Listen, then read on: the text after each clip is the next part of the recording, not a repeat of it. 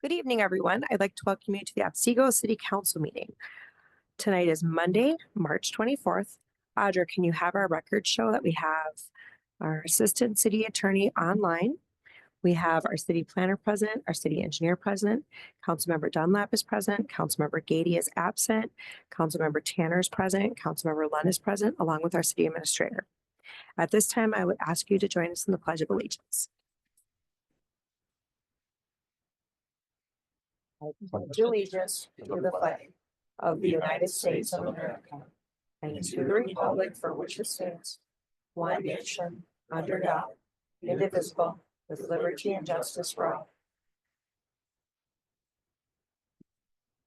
Thank you. Our first item of business this evening is our open forum. This is the portion of the meeting where you can come to the podium, state your name and address, and limit comments to 3 minutes or less. Would anyone like to speak? Hey, Council, how's it going? And Deus, always good to see you guys. Hi, Adra. Thank you. I always have to say it. My question up here is, Can we get your name and address? Oh, sorry. Jeff Dahl, 6319 Mason Avenue Northeast. I have a couple of questions. Last time I was at council visiting, Councilmember Dunlap made a good observation, good points about pay when it comes to council. I was doing some brainstorming and thought, well, I might have some back pay coming, and a lot of council members might have back pay coming, including, especially when you guys comment online, whether it's, whether you should be paid either, let's say $45 a comment, because that could be any type of work because you are commenting as a council member and or mayor. Plus, when I was council, I called it my rounds, which I discussed during open council meetings, at least two stops of west wastewater treatment, east treatment center, city hall, and park and rec. So at least two apiece. Plus, when I researched fire stations, which we paid for, including I was at Rogers getting information, Elk River getting information, Albertville getting information, and Otsego. Plus, I found out more information about when residents paid for Monticello. That, I think, as a council member, I looked that up so I can bring my research up. So that could be also considered $45 a piece. Plus, Councilmember Dunlap, when we were at Albertville City Hall meetings, the first meeting and the second meeting, did you charge the city for those? Madam Mayor, I did not. I often attend Albertville council meetings, and I do not charge for those. But and just a question, did you make a recording of those meetings since they don't have any recordings or video over there? Madam Mayor, I don't recall if I did, but I do remember a member of the public requested the recording. They do record their meetings. They don't publish them. Okay. So I was just making sure, because I know you and I were at the first meeting, and then the second meeting was you, I, and Mayor. So I thought if you charged for it, I never did. I don't know if you did, Mayor, but since we were at there, probably it was more of an information gathering for fire station, whether we get paid 45 or not. With that, it's something to bring up. So if we need, to bring in the Department of Labor Industry to bring that up with our city attorney and our city administrator, especially if as council comment online via social media, if the city attorney comments as a city attorney, he would charge the city without question. But if council members, whether your information or whatnot, because I also agree with what Councilmember Dunlap talks about when he says about integrity and about accountability and about also making sure everything's out in front. So whenever you guys comment online, because there's 5 current council members and a former one, I know 3 of you who have commented online. You have a deal here. So city council reports and updates, 1 out of 5.2 of whenever you guys comment. Like I would think Councilmember Tanner, because he commented that there was a County Road 137 meeting in Albertville. Well, you should get paid for that because you broadcast it out as right away. You can't do it during a meeting every 2 times a month. But thanks to you doing that, I, as a resident, got to get over there. So with that, I mean, there's a lot of comments out there to make sure you are hold to that. I think very highly of the 5 of you. So your character, your integrity, make sure all your comments as a council member that you guys come out privately, God bless you. But as council members, you comment, all that should be, out in the open so we can read it here. Plus our city clerk can take minutes of it and you guys comment. Mayor, I know you've commented about Prairie Fest, you commented about Christmas, tree lighting, whatever. Yeah, I commented about that. Women's on that. If you get paid for it, whatever's discussed from there, that's why I brought up, DLI, if that needs to be brought up or whatever, plus whatever's commented on. Like if any of you guys get a, naughty boy on Facebook, well, that needs to be brought up. Because it's like, if we took W-2s, our council members, employees of the city, and if you're our employees, does the code of conduct policy fall into your lap? Or is it just kind of like, do as we say, not do as we do? So I guess that would be one question to you. So to finish all that up, my next one would be when I walked in the building, Mr. Pearl's plaque still does not have 1994 on it. Is there a way we can, when I asked as a council member, if we can get that done, if we can get that now up to date to 1994, so I can see on this dais, I know I can see at least 4 of you who could possibly get the same recognition as Mr. Pearl would be, because you guys spent a lot of time and effort with the city, plus you probably would deserve that. And then when you get it done, as if you guys were still with the city, to hopefully we would finish the plaque for you. So I also asked to get that done. That's it. Thank you, guys. Thank you. Thanks.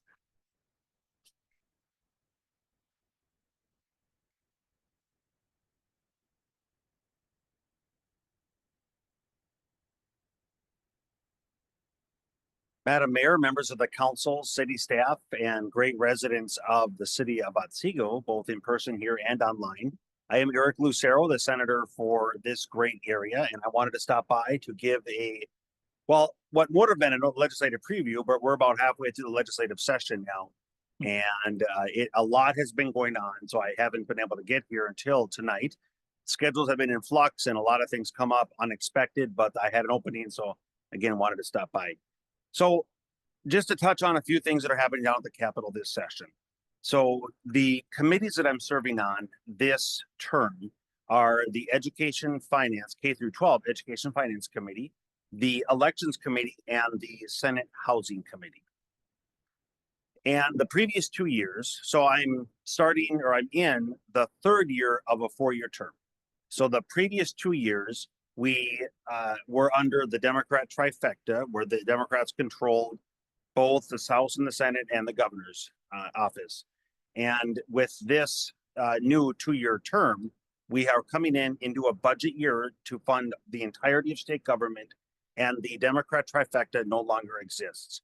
But by way of background, under the previous 2 years, the Democrat majority, they grew government by 40% to a new $72 billion for the entirety of government.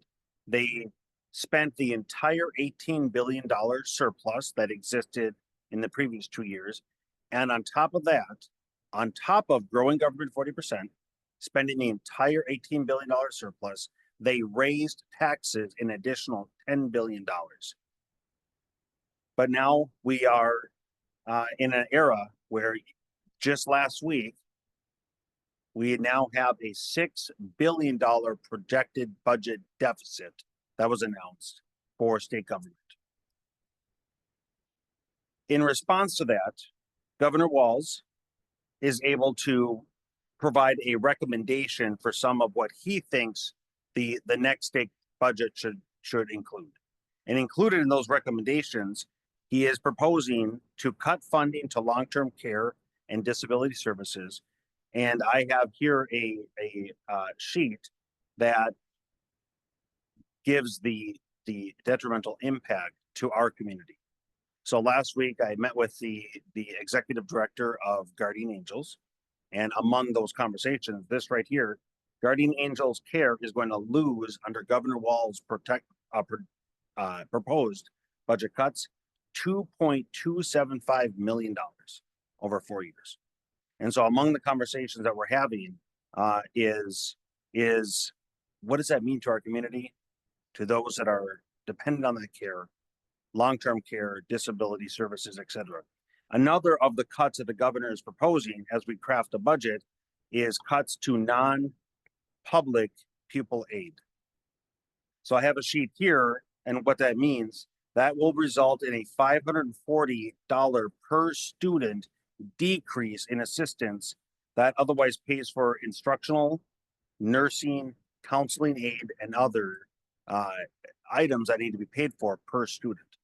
That is going to have a huge detrimental impact. I've met with representatives from both St. Andrews and St. Michael schools, and they are very concerned about what the governor's proposing and the detrimental impact it's going to have on this community. For counties, for schools, and for cities, among the proposals that Governor Walz is seeking to do is to shift the costs to make up for this projected budget deficit, shift those costs to the counties, to the cities, and to the school districts. So I've had many conversations now as we are roughly halfway through session and what that's going to mean.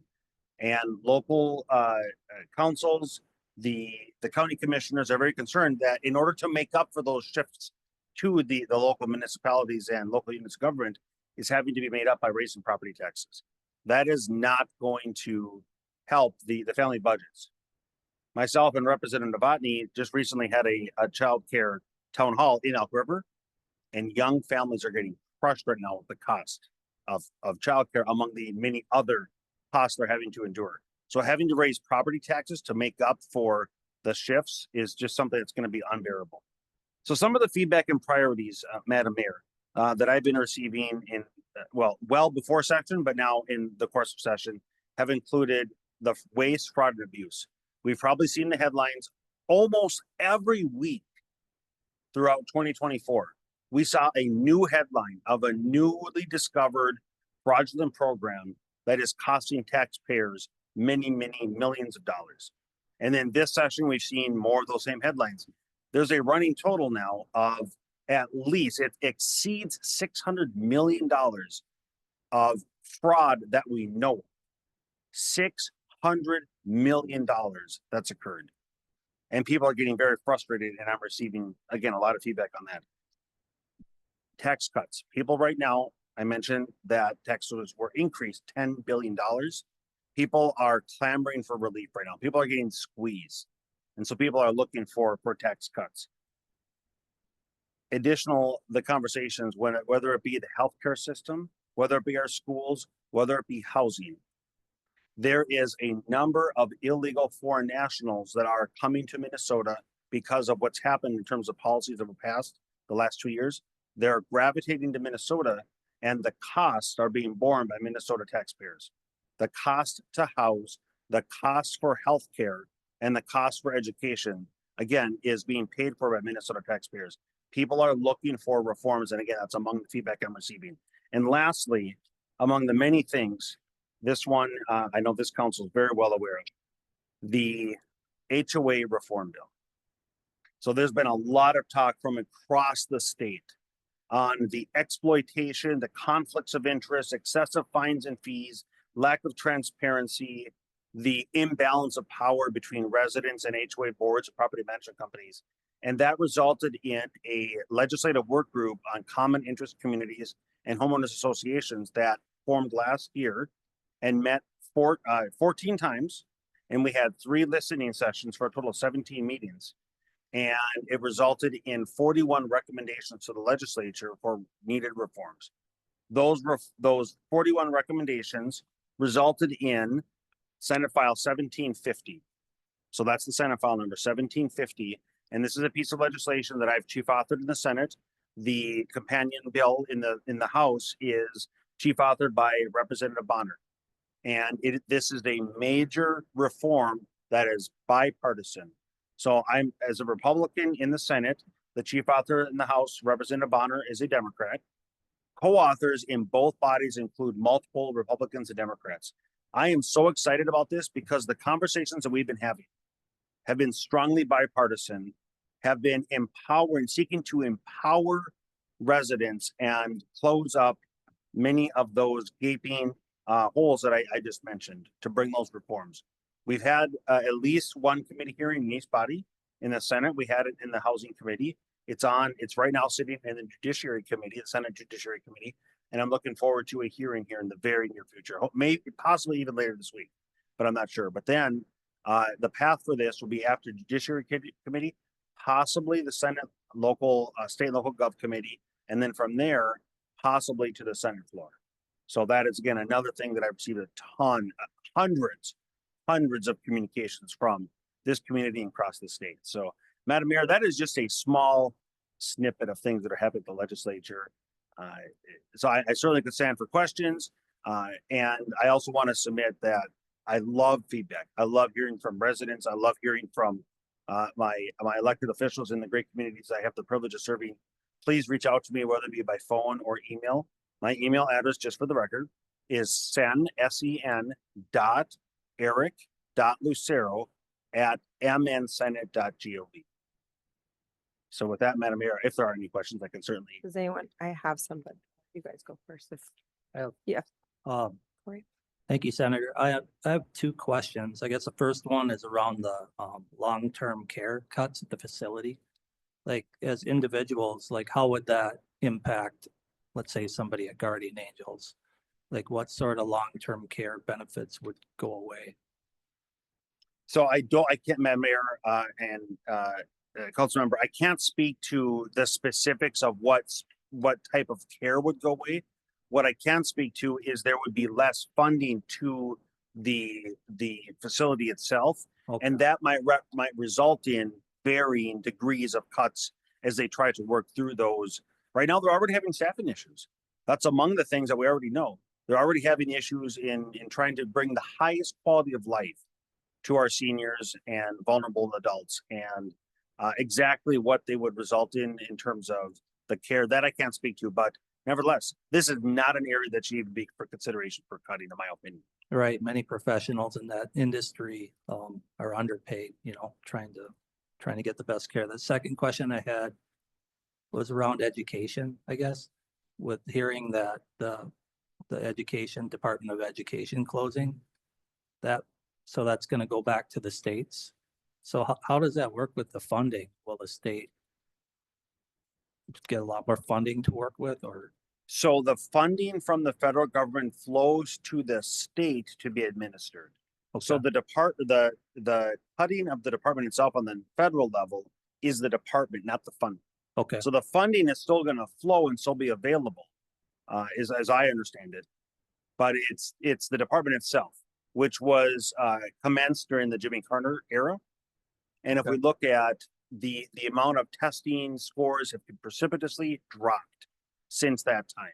And that's the reason why people have come to the conclusion it cannot be reformed. It just has to be done away with, because the educational proficiency standards and testing levels have continued to drop, where it is embarrassingly low as we look at the global testing among age groups. So, but the funding itself will still come to Minnesota and still be administered then by the Minnesota Department of Education. okay. Very good. Thank you. Any other questions?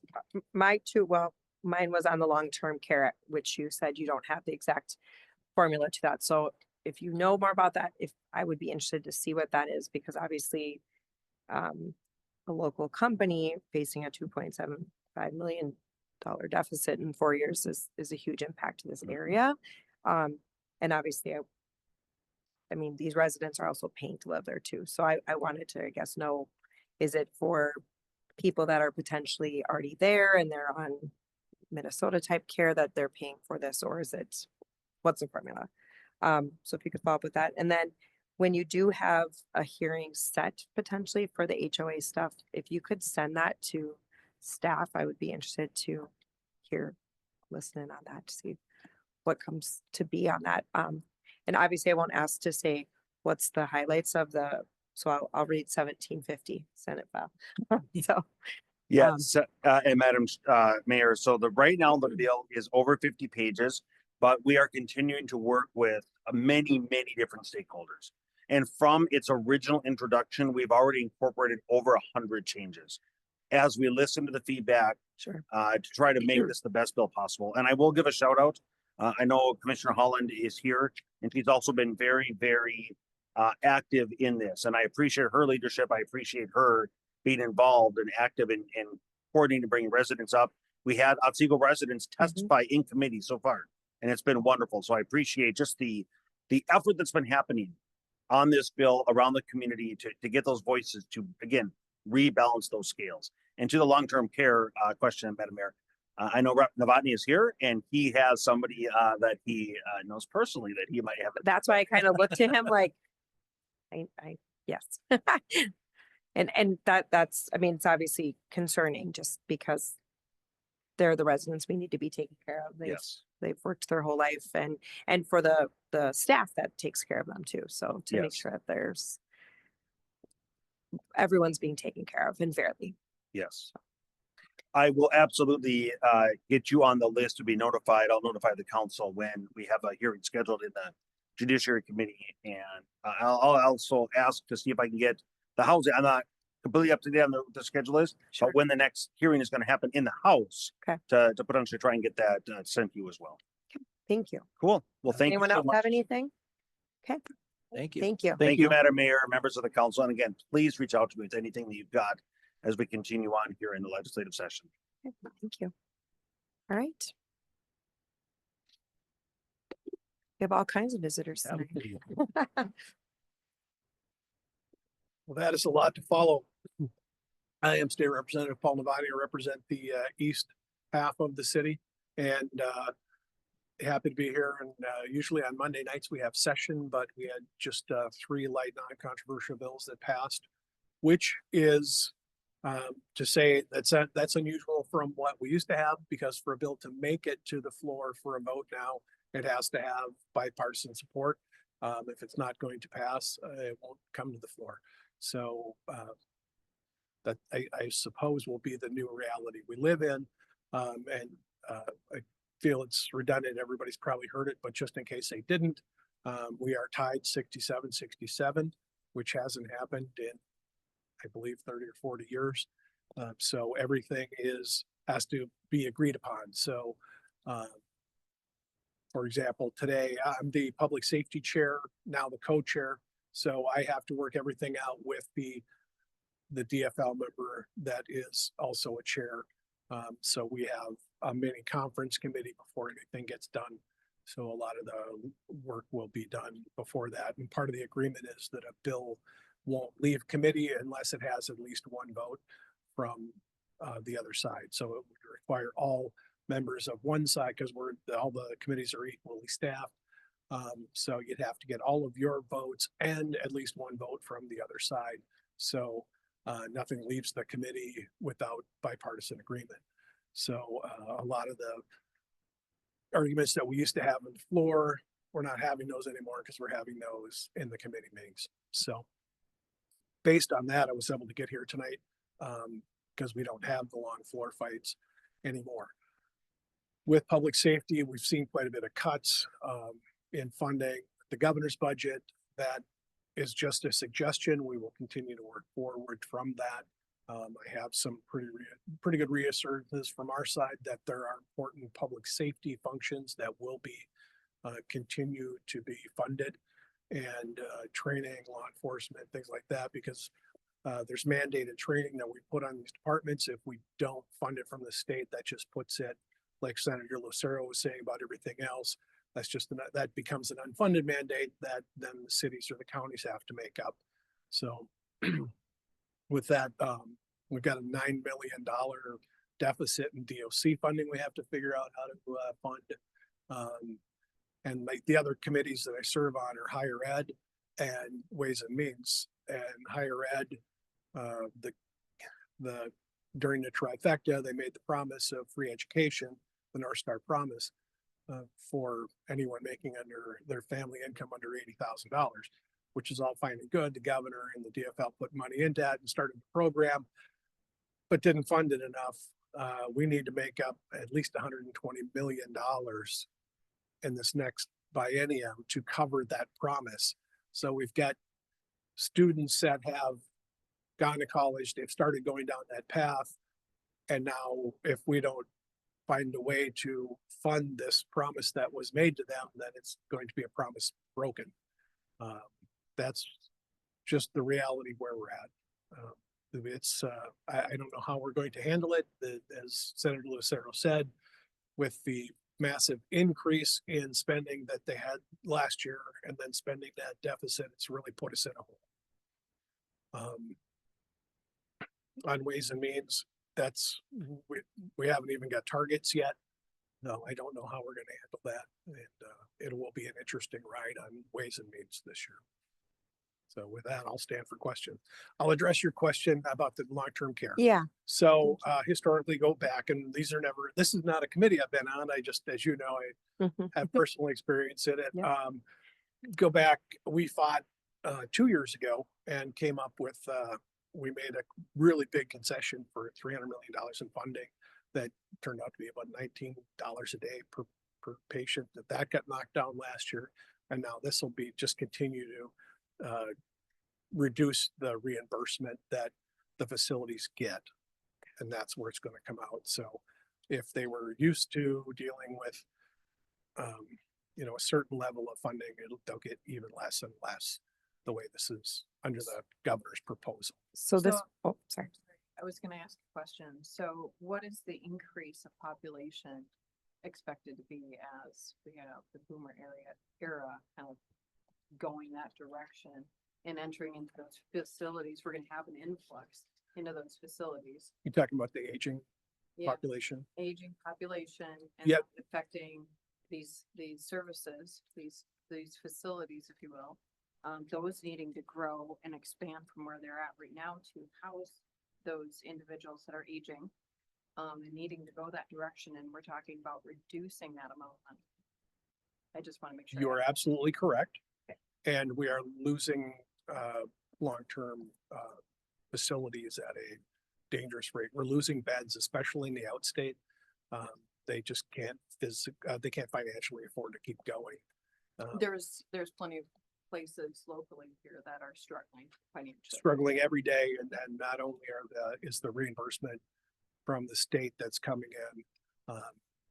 Long-term care is, or elderly care is one of the highest regulated industries, I believe, other than nuclear power. It's incredible what the oversight is and the things, and that's okay. We all want our loved ones when they're in those vulnerable positions to be cared for. But there's, for example, the paid family medical leave thing that is coming in.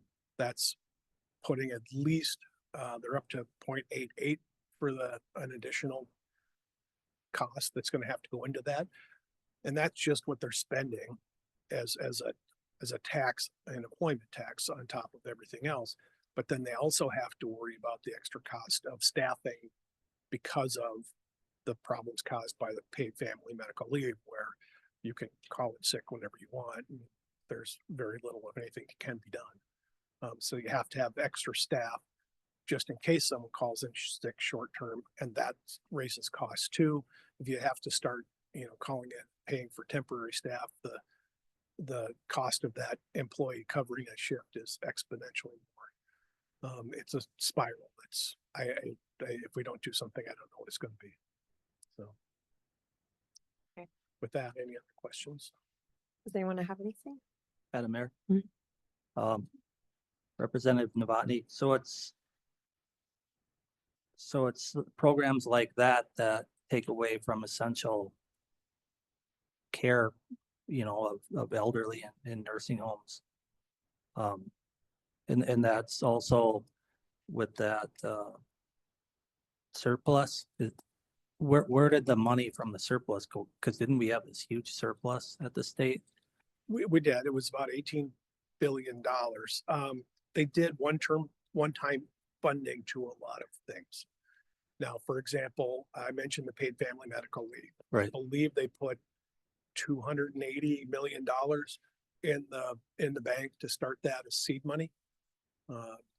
My contention, and I've got a bill that they won't pull up, but my contention was to, put a big red check through the whole paid family medical leave, claw back that $680 million and start applying that towards things that we actually need. In public safety, for example, there's a community grant that goes out. There's $42 million in that is unspent. I wanted to claw that back and pull that back into public safety so we can fund the things that are core beliefs, core functions. But we're blocked on that by agreement, and then the Senate is still blocking it too. But, you know, so here, Sherman County is and Wright County are served by Rivers of Hope, for example, or the domestic advocacy centers. There's cuts been recommended to that. We could easily pull back that $42 million unspent in that community grant fund and put it to base operations, law enforcement, domestic advocacy programs, things like that. But they don't want to do that. Seems like there should be some reevaluation on a lot of that stuff, but I'm hoping that they see the light. You know, this is a big truck that's coming and it's going to hit us really hard if we don't do something. thank you. Does anyone else have anything? Thank you for Thank coming. you. Thank you. Thank you.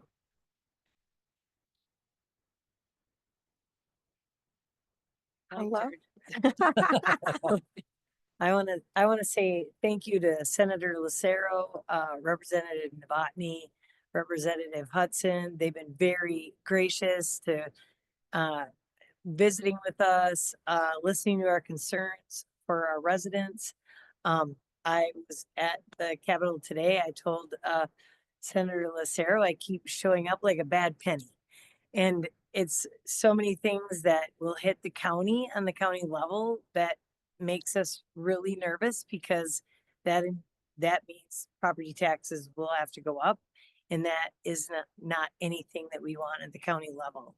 And I just wanted to say today that everybody should have gotten their valuation paperwork in the mail, and this is the time that everybody needs to be reminded. Maybe put it out on your webpage, that this is the time that if they don't believe that their valuation is what they believe it is, they can call the county assessors. They've been working diligently for the last month and a half, just, you know, doing a deep dive in everybody's property tax valuations. I know they take it quite seriously. They hold their breath when it goes out in the mail. So this is though when the residents really have a chance to go and have their voice heard. So we want to hear them. The next thing is that our DMV is back way up, because everybody thinks that their license is going to be not good after May 7th. Actually, their license will be good. And if they're not planning on going on a vacation and they don't have, if they're going on a flight and they don't have a passport, that is the only reason that they would need an enhanced ID. And if they're not going to go on a flight until December, they don't have to race to do it now. They can do it all summer long. I think there's a misconception that their IDs are going to be null and void after May 7th. Our DMV has been hour to 2 hour wait, and it's making our staff very nervous because people are very edgy. So if you hear anybody ask about it, they can certainly wait. And if they do need to fly, they can fly with their passport. So that's just been the, what's going on in the county. Otherwise, everything is doing well. We're just, and I do want to thank Senator Lucero. That HOA bill is a nice bill, but you know, still getting tweaked. And Roxanne Williams has testified, and you know, I think good things are going to come of it.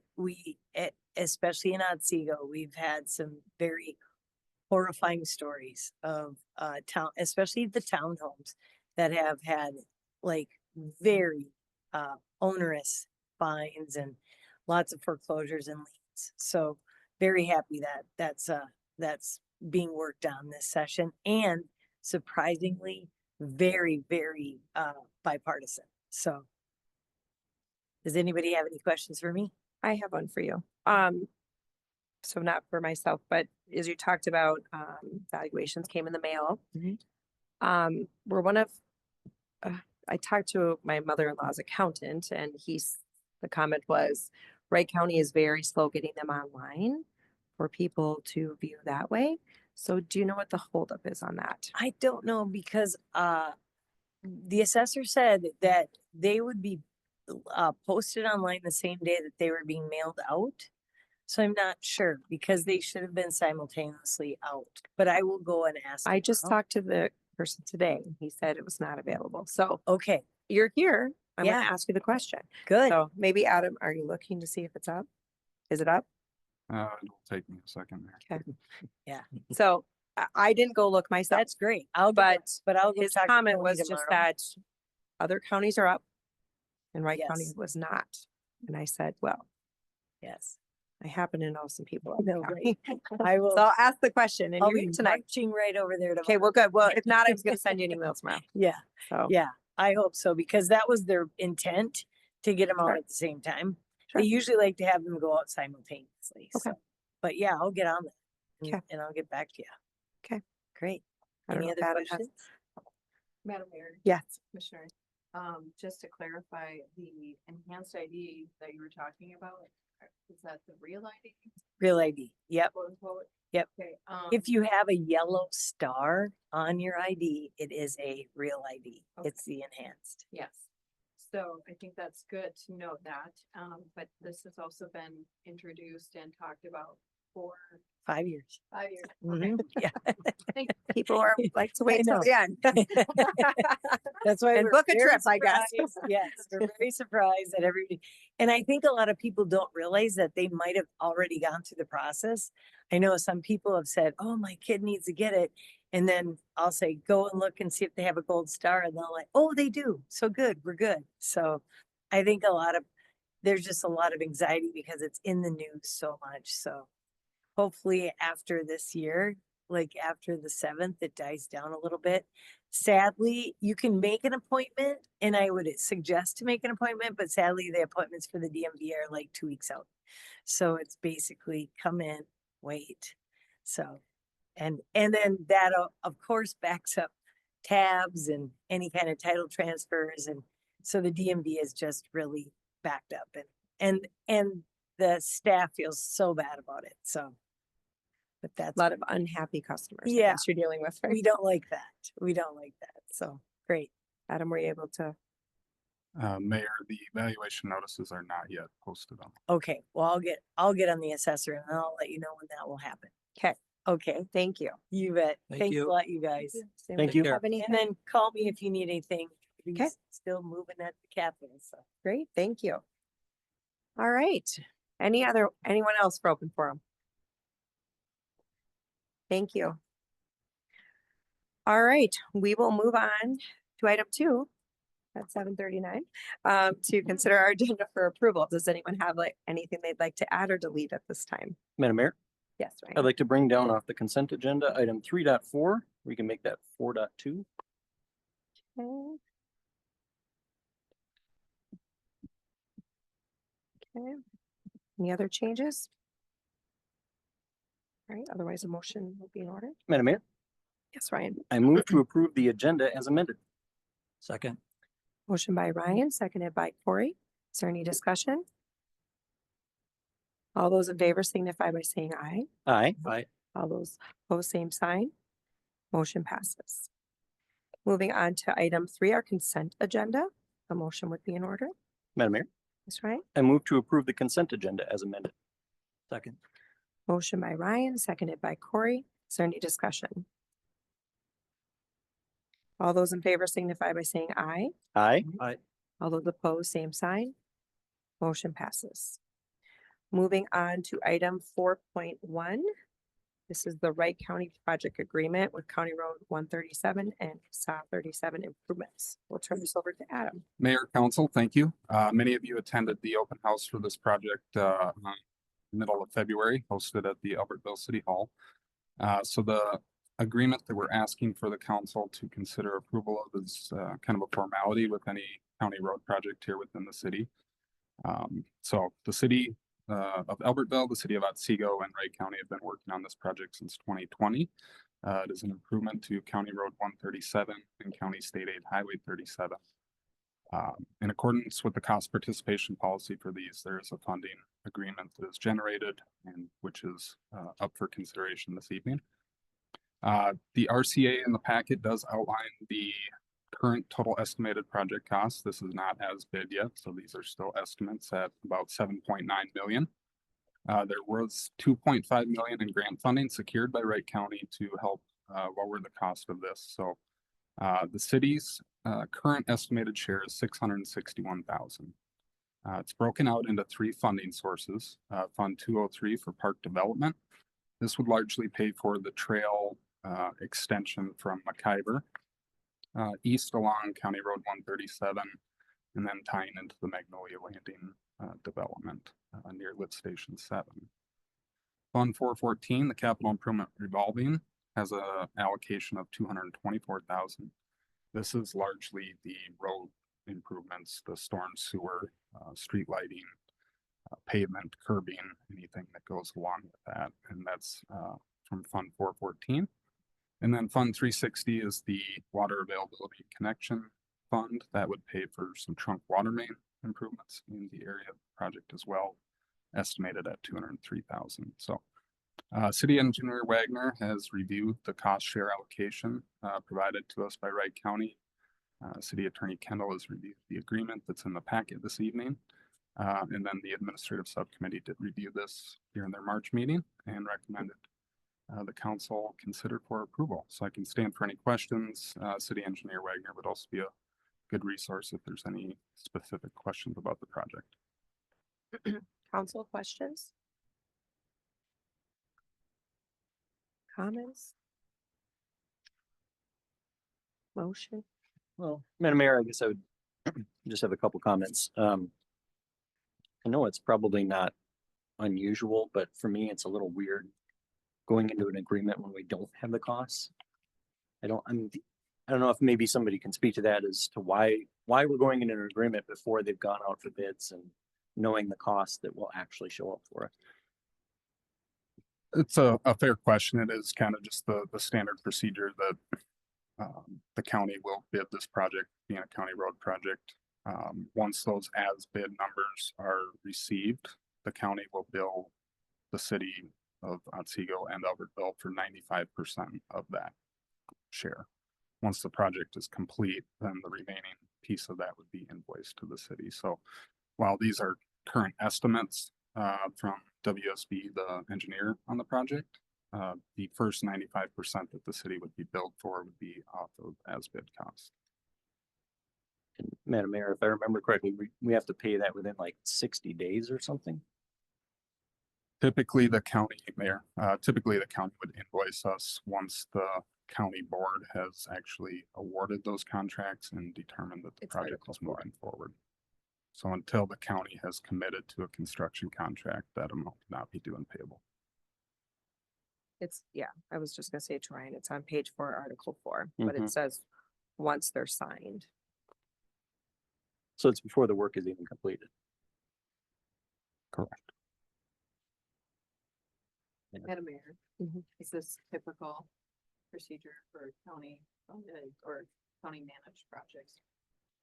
On all the previous and the other. Mayor, council, the cost participation policy was most recently revised in 2022, but that's been a long-standing document that's been in place for any of these type of improvements within the county where they touch city borders. So County Road 39, 42, 38, 37 on the western side of the city, all would have had similar agreements in place.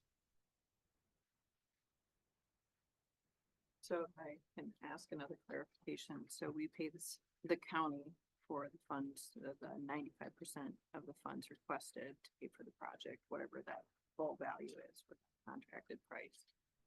They manage those costs until it gets to the end of the project, and they invoice us for the last 5%. Mayor, that would be correct. Thank you. But it's 95%, not of the total project. Mayor, that's correct. Also, it's 95% of our share. Our share, yes. I was like, it's not the total project. It's- Oh, sure. Thank you. Yes.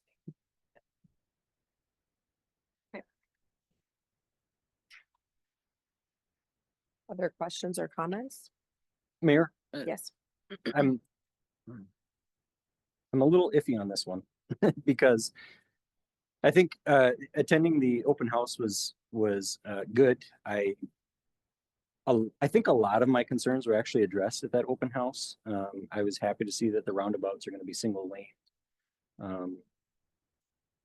I'm not thrilled about the pedestrian bridge situation. It doesn't seem like we're improving safety there at all, but I understand it's MnDOT owned.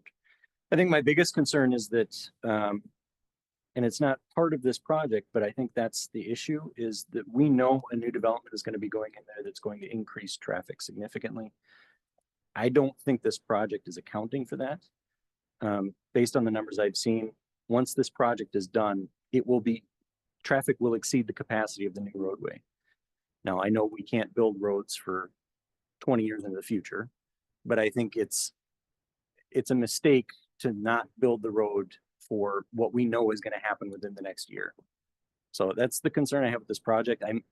I am not sure if that means I should deny it now, or if we can maybe get some insight into that, but I am kind of iffy on this one. Dan, Mayor, if Councilmember Dunlop, if you're referring to the Costco development. So Costco was required to submit a traffic study that was reviewed by Wright County. Wright County and their consultants concur that there's enough capacity in the County Road 137 project to accommodate the Costco development, as well as future commercial development planned on the south side of 137 from Albertville.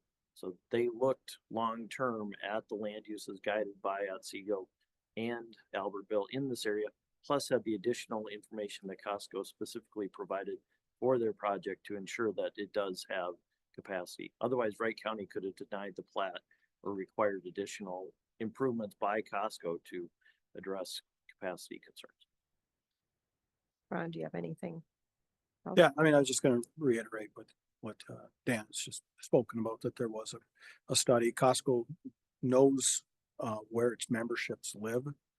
They were able to use that information to also gather what direction and they'll be coming from. Of course, there's new members coming in, but it's a pretty comprehensive transportation study on the traffic levels that would be generated by Costco and the two outlots that they own in front of it also.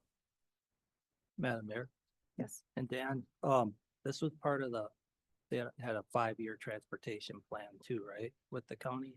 Correct. So when the county initially scoped this project, it was just based on the land uses guided by Otsego, Albertville, and even looking to the east along 137, what may happen in the future to generate the traffic capacity that's likely to occur within their planning horizon for the road.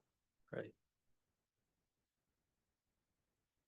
So kind of to follow up on that. So I'm looking at I think this was 2022, 2020, their long range traffic plan. And they had County Road 137 at 15,300 average daily trips by 2040. So I guess that's what my numbers are, that Costco, that development that we have determined is likely to occur in that location, is going to add about 6,800 to the current 11,137 average daily trips, which would bring it to 17,937, which is beyond the capacity of the road that was designed. Now, if they have had additional analysis on that road, or they designed it to be above the 17,000, I guess I didn't see that at the meeting, but that would help. Yeah, Mayor, Mhm. I think that you're looking at the raw total numbers, but what they do with Costco is they have peaks that are different than what the peaks are of the residential traffic. So, and that was sort of explained at the meeting also, that Costco has peaks, and a lot of them are PM peaks and Saturday and Sunday peaks, versus the residential traffic, which is trying to get to and from work or from school or wherever. And those are different peaks. So they do modify themselves, and that's how you can get that traffic through there. You just can't add the raw total traffic, daily traffic to each other and say it's over because of the way the spread of the two uses are. Madam Mayor, so would it be fair to say that it may exceed the average daily traffic capacity of the road design, but that because of the way they expect that traffic, it won't cause excessive congestion? Exactly. Okay. So it still can handle the traffic. It's just, if Yep. I'm a resident, I'm leaving at 7 a.m. to go to work, but I'm coming to Costco at 10 a.m. And I'm there Correct. for an hour, or 2 hours. Or Councilmember Dunlap's correct that 15,000 is typically a single lane road, and that's maximum, and then you'll start to see breakdown. But if you delve into the numbers closer on this sort of a development and how the traffic patterns work out, it can handle in excess of that because the peaks aren't hitting all at the same time. Commercial traffic versus residential traffic. so Ryan was taking the two numbers and adding them together is where you were coming up with the concern of it exceeding. Which is Correct. understandable. Mayor, that's exactly why we have developers like Costco submit that traffic study so that both the city and county can look at those numbers more detailed than they would have just making general land use assumptions. So about the type of development that's occurring. And as city engineer said, Costco's extensive data that they have about their operations helps assist greatly. Mayor. Yeah. And I would think with the roundabouts, that's some kind of control in there too, right? That as much as everybody loves roundabouts, that is putting in control in those three spots that helps. Mayor, so part of the change made with Costco and looking at their traffic and also kind of prior discussions about what that corridor would look like was changing from what was intended to be left only turns at Lyman Avenue to a third roundabout in that section so that there was more traffic movement so you could distribute Costco's traffic better. Also, the right out that Costco got from approval for from Wright County will help minimize traffic along that stretch at MacIver and Lyman Avenue as well.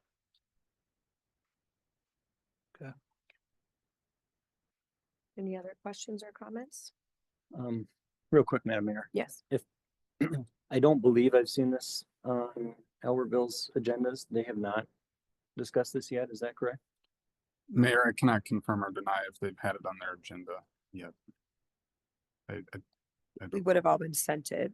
Their meetings would be next week. They would have had it I don't last think week. they so- did it last week, so. So if we're having it this week, I'd assume theirs is next week. I'm kind of, I guess where I'm going with that is I'm kind of tempted to give them the first crack at it. I'm not sure. I know they had some concerns about road safety. Yeah, I'm not sure. Just thinking out loud. I mean, I wouldn't see what the reason for waiting to see if they sign it, you know. Yeah, that's If fair. that doesn't change my answer. Yeah. If they're going to sign it, which I assume, I mean, it ultimately improves the corridor. I would agree. I had concerns, still do, over the bridge safety, and we're told that it's very limited because there is no changes to the actual bridge. No additional weight can be added there, which I've said that publicly. Everyone else agreed with that. I think that I wouldn't see the benefit to not sign and to wait to hear what Albertville's comments are personally. Is where I'm at. Madam Mayor. Mhm. So with the bridge concerns, that is a state controlled bridge and has nothing to do with the city, unfortunately. Correct. And, you know, And It's MnDOT, yep. The way I see the plan, it's, if anybody's been to the Costco and Nick Road, this is a far cry better, traffic management than what they have.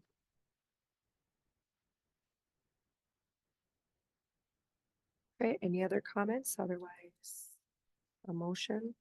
Corey? Madam Mayor, with that, I'll make a motion to approve the funding participation and construction agreement for County Road 137 and County State 8 Highway CASA 37 improvements project between Wright County, the city of Otsego, and the city of Albertville. Is there a second? I second. Motion by Corey, seconded by Michelle. Is there any discussion? All those in favor signify by saying aye. Aye. All those opposed, same sign. Motion passes. Moving on to item 4.2. Ryan? Yes, Madam Mayor, I just, pulled this down so there could be a separate vote. I oppose this action because our city is able to receive excellent service from our existing contract providers at a price point that is cost efficient for the taxpayer.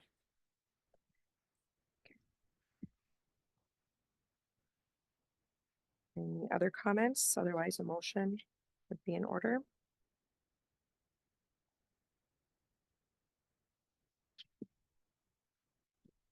I will make a motion to approve pay application number 3 in the amount of $9,984.50 for work completed on the Fire Emergency Services Project. Second.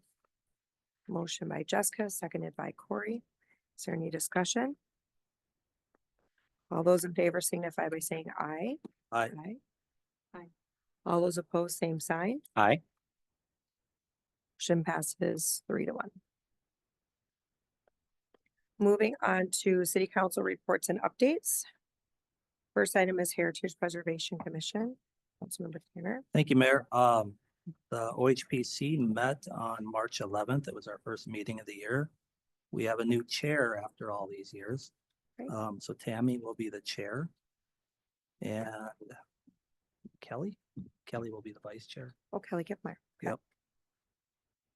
And we'll be meeting monthly, so looking forward to that. We discussed and strategized ideas for coming up with community engagement.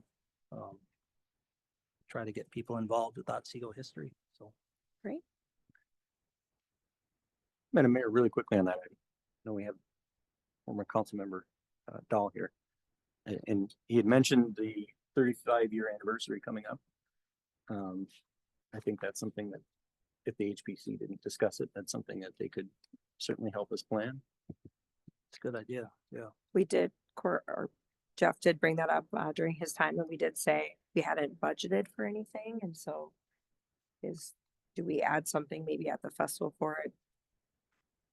Wait till 50. Thought we just did the 25. Well, we did do the 25 10 years ago. Yeah.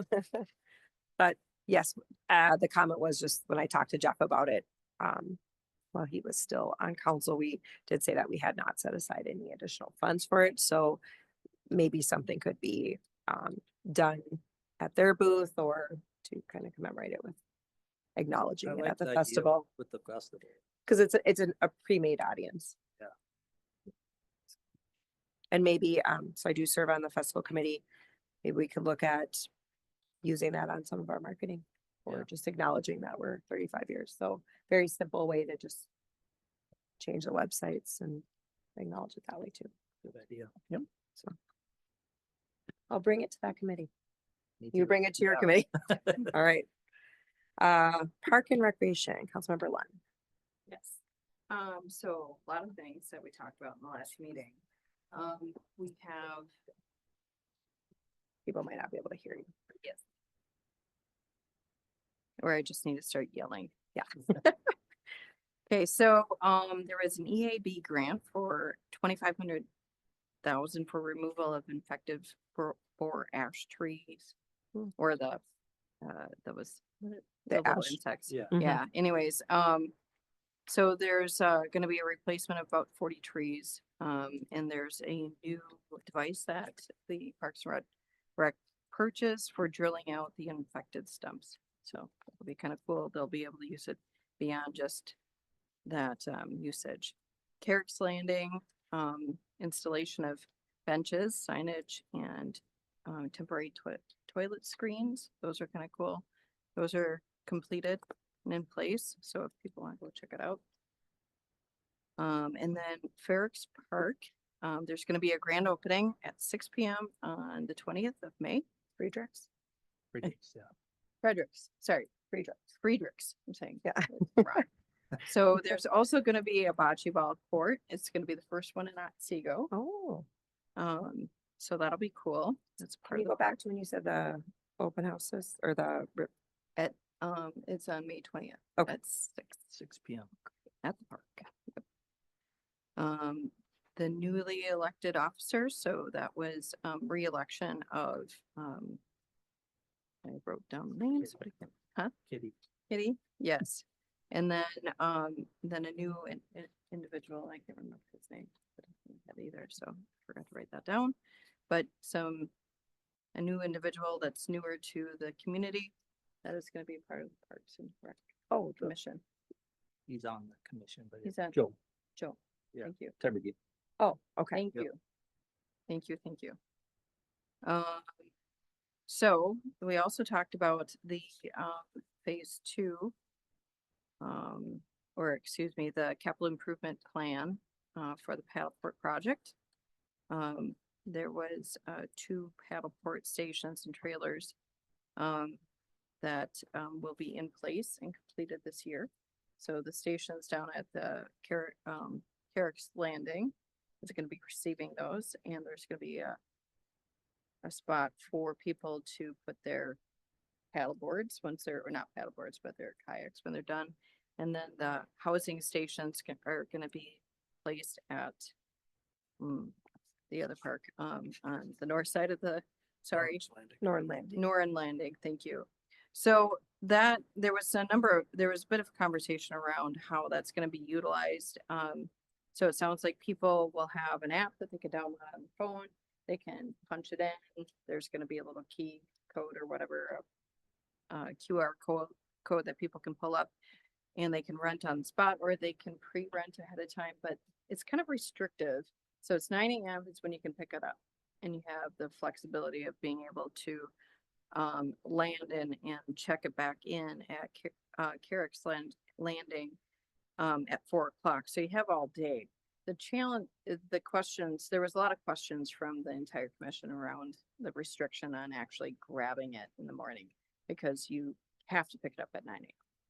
You can't pick it up at 9:30 or 10 AM. You have to grab it at 9 AM. So it's interesting. So can there be an option not Yeah. to be?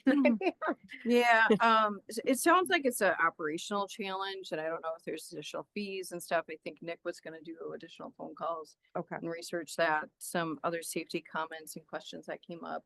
Obviously, people, in order to rent them, they have to sign a waiver, but It's a some third additional party. stuff. Huh? Yeah, it's a third party, but It's a third party thing, yeah, Okay. but how do we manage that and implement that on our side? Is there any flexibility around that? Is there an additional fee to have additional flexibility around that? Some of those things, some of those features. Also, as far as safety concerns with, like, there's a storm and people are out and they're get trapped on an island, how do we know as people don't have their phones with, not Mhm. everyone brings that stuff with them when they're On the water. on the water. So, would it, be advantageous for us just to do an air tag so we know where the boats are, because people might be nearby?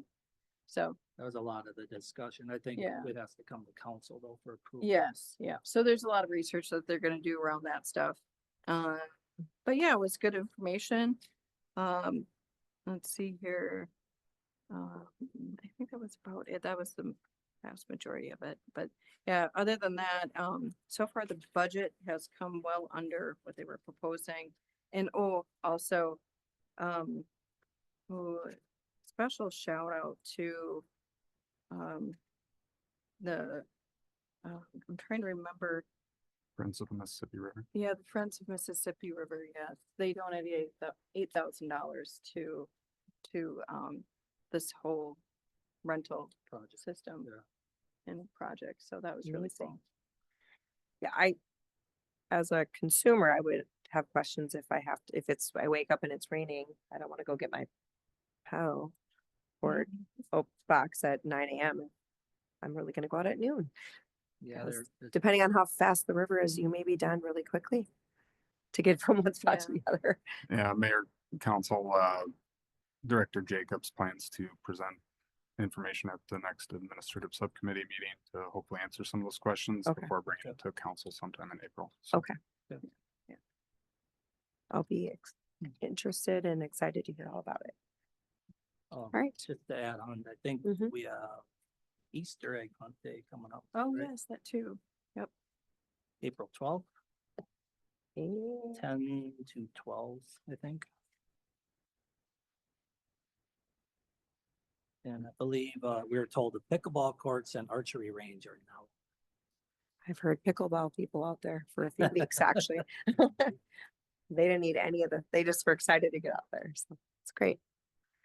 And Michelle, good job. We threw you like to the wolves with that, with like figuring out names. It was like, She did. yeah, so. Next is planning commission, right? Madam Mayor, there was no planning commission meeting. The next meeting is scheduled for April 7th, subject to change. Mayor, the next planning commission meeting will be April 21st. Not to spoil Ryan wanted to look like you. what we've got for agenda. Okay, all right, That's after the Twins Hope opener too, right? all right. Next is public safety. Councilmember Gady is absent, so it was a very short meeting. We had the Wright County deputy present, which how that works is we usually get the update from him and then the next night they get the update. So no different updates between the two meetings within 24 hours. But they also did not elect officers. Not everyone was present. So they were moving that to their April meeting, and their April meeting is backing up by 1 week. So their meeting will be April 15th. All right. We're still under city council reports and updates. Does anyone have anything? I have one. I hosted last Wednesday, the Wright County Mayor's Association meeting here in Otsego. We had, as we have a lot of speakers tonight, it was a very long meeting. We had all the commissioners present, the sheriff was present, the attorney, and they also, and we talked a lot about the housing bill stuff. So that was talked a lot about in the, from the different cities' perspective of that, and with some concerns. So we talked about that with Jeannie and Nadine, because they had both just been at the Capitol that day, and Walter Hudson did attend the Wright County Mayor's Association meeting towards the end, and gave his update on that. Regarding the HOA, and that's why I kind of asked the questions.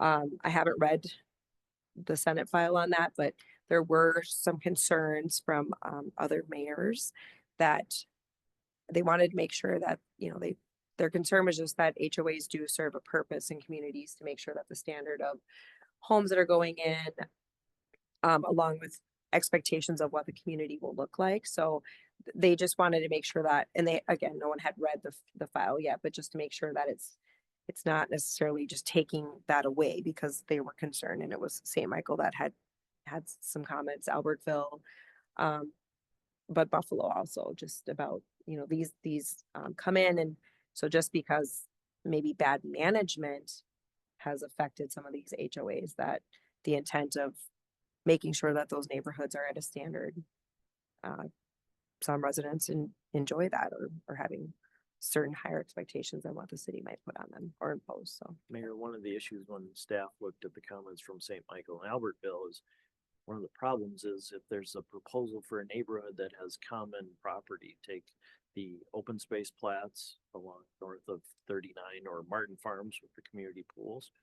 Well, the bill as initially written would have prohibited the city from requiring an HOA to manage that.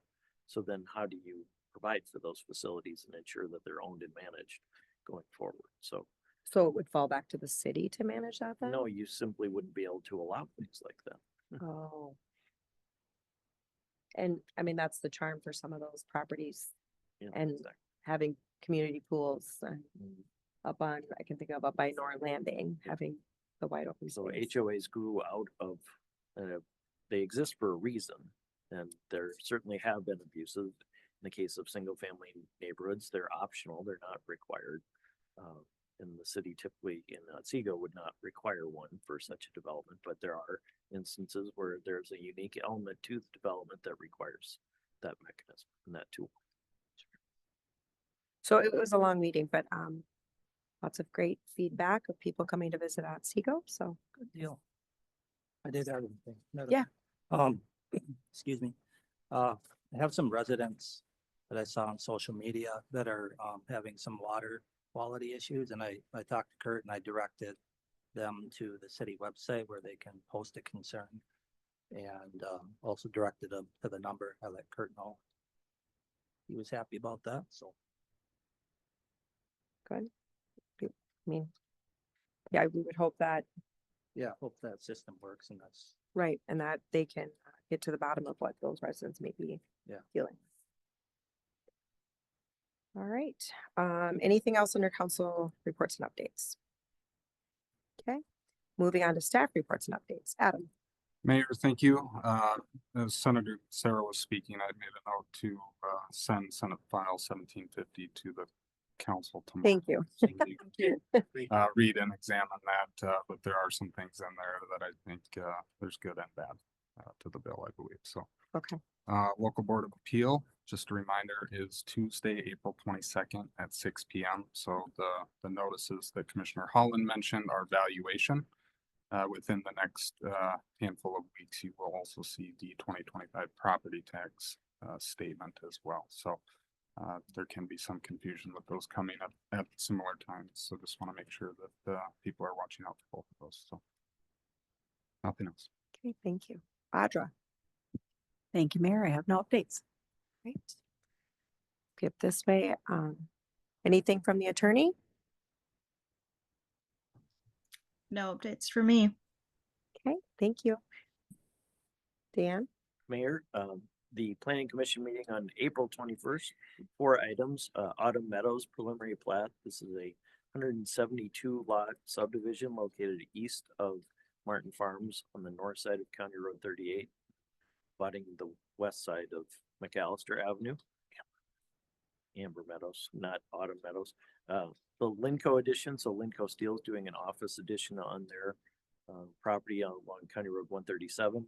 Zockman Meadows has an environmental assessment worksheet for the second phase of their project, and then the zoning ordinance amendment to consider the M1 mixed use zoning district. All right, thank you. Ron?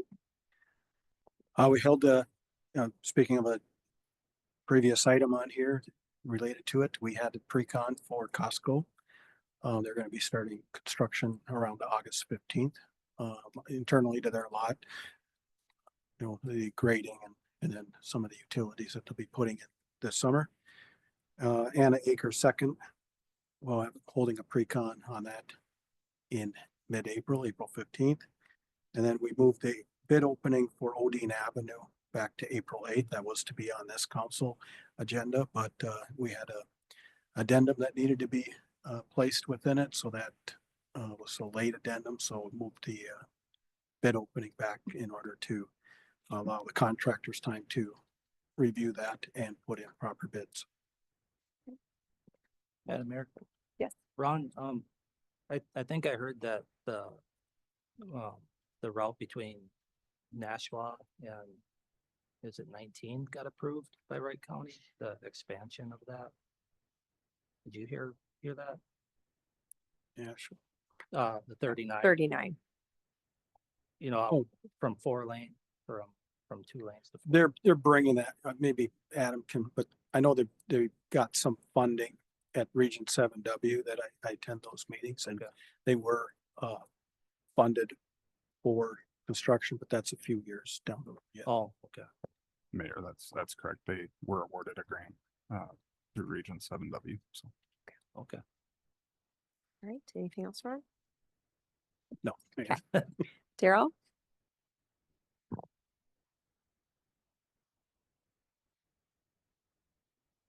Good evening, all. Just a couple of things this evening. I appreciate the responses to the doodle poll that we sent out scheduling the public safety council meeting that has been set for the 29th of April at 6:30. And the groundbreaking for the emergency services building has been set for May 28th at 3:30.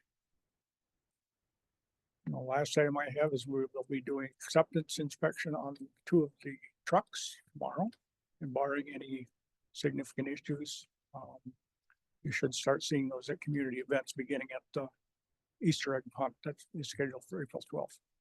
Awesome. Great. We will have a presence throughout this year for prevention activities at all of those community events. Thank you. Any questions? Just one for the May 28th, which I talked to Adam about this. I think it'd be appropriate to invite previous council members to that. So staff. I think we Okay. have a pretty comprehensive list that we're putting together. Okay, Okay. obviously. All right. I assume, I just figured I'd add that in. So thank you. Thank you. Thank you. All right. Wright County. I feel bad because you never sit down. Probably is uncomfortable though. I sit down all day in my spot coach. You're true. Okay, then I won't feel bad anymore. So I just want to highlight one thing since last time that has come up. So last week was spring break for a lot, or ISD 728. yes, a lot of schools around here. So a lot of free time for juveniles, and I don't know if people have noticed on some Otsego bulletin that there's been some ding dong ditching, some egging, and some other kind of criminal damage to property this past week. So a lot of it was on was it 53rd or kind of like 36 area, so east of the river or east of 101. So, but I'm following up on one of those specifically, and there are we have a lot of video of the vehicle involved and some other leads. So it's just a matter of time, basically. I'm pretty sure their mother will realize either their debit card spent a lot of money on eggs there, or they're gonna wonder where their eggs went. Yes, it's like high, $100, because that's what they cost now, right? I'm like, eggs. I did check with Target on no leads yet currently. Yeah, Quick trips. yes, yes, but it's just a matter of time. So yeah, so I'll have probably a report on that hopefully by next time of the individuals involved. So Okay. yeah. And obviously you said property damage to that. So There was one, trying to remember all of them, but there wasn't a lot of them. It was a lot of like ding dong ditching and kind of that. There was one report taken from our other side deputies that I'm not sure is, I think is associated, but I don't know for sure because of it's like an incomplete report on his end. He's still following one on that, so I cannot say for sure. The one that I'm doing specifically is egging, so which is damage to property, but it's hard to say because it haven't been cleaned up yet. It's hard. Got to put value on work to clean up, and because it's technically damage to property. Does that make yeah, sense? but it does wreck your siding and it can Yeah. ruin your car. So, correct. Well. Yeah. Cars for sure. That's obvious damage. Mhm. Damage. Metal siding, different. So yet to be determined what that actual value is, but it will. But as of right now, we're considering it damage to property. You Okay. don't have a specific value, but it doesn't matter as long as it's $1. It's fine. So and then I can still write a ticket for that. So that's all that matters, kind of thing. So, so the next week or so, should have that all done. So, hopefully if there's really anything else as of now. Any other questions? Anybody else have anything? No. Thank you. Might be the last time you see me in front of council. So Owens is coming back. We'll Yes. be back shortly. So, Well, thank you. I would assume he's taking over for me, but Yeah. Well, thank you for your time that you've dedicated to us. Yeah, Yep. appreciate it. Thank you. we have to do so. Thank you. Thank you. Thank you. All right. If no one else has anything, then a motion to adjourn would be in order. So moved. Is there a second? Second. Motion by Corey, seconded by Michelle. Is there any discussion? All those in favor signify by saying aye. Aye. All those opposed, same sign. The meeting is ended. Thank you all for attending this evening. Have a great night. Thank you.